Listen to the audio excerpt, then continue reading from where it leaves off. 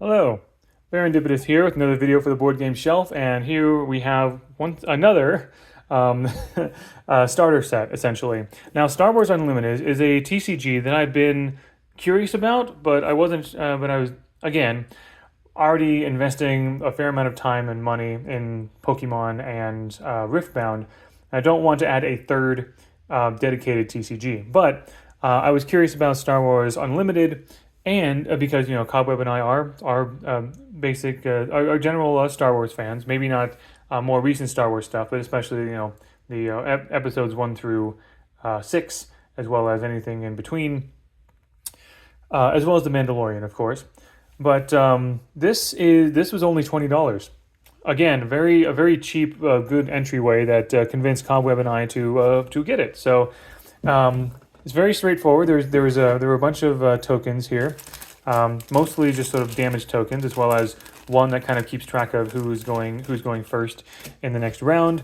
There's an instruction booklet here, along with a list, along with in here somewhere in here. There's a list of what both of these starter decks contain, but mostly rules in here.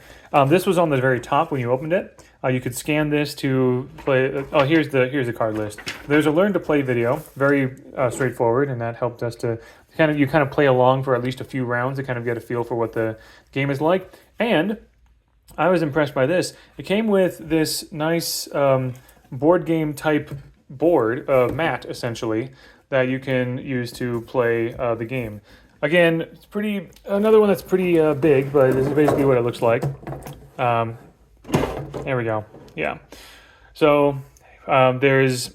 Also, I like the theme. This is the Battle of Hoth, which is definitely an iconic battle in the original trilogy of Star Wars. We have Princess Leia Organa against Darth Vader, essentially the two generals of the opposing armies, and it is basically it's sort of just like other starter sets with like a mat or a board. It explains how to play and what cards should go where, and so on and so forth. Right? That's fantastic. The only thing is, though, is that this box is basically this big because of the board as well as the instruction booklet, which that could be adjusted as well.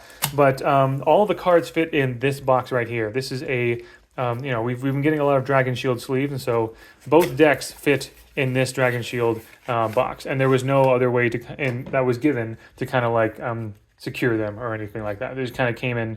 This kind of both came wrapped, and that was about it, right? So anyway, Cobweb and I did play this together at least once to try this out, and she played Darth Vader. I played as Leia. And essentially, you're trying to destroy your opponent's base, and also each player has a leader card that when after certain prerequisites happen, you can use an action to basically play that leader card as a unit, essentially, which is really cool. And then there's also two lanes. There's space and there's land, and ground or whatever.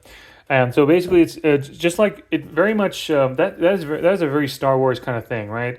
It is in many Star Wars movies there are especially when a lot is going on, they kind of switch when a lot of battles are going on. They usually the movies tend to switch between the space battle and the land battle.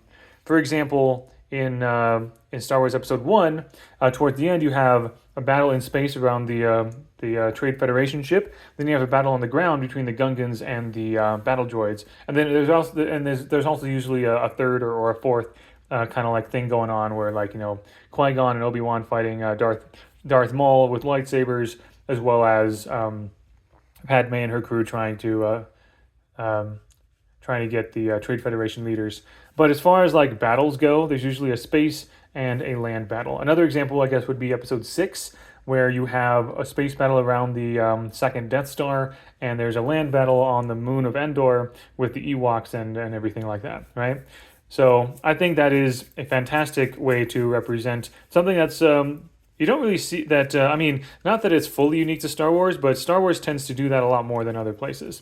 Another unique thing about this game is that there are cards that look like this, which kind of throws me a bit for a loop because I'm so used to cards looking like this, right? With the image taking up most of the top 2/3, and all the information, the cost and like and attributes and effects and everything, attack and defense around it.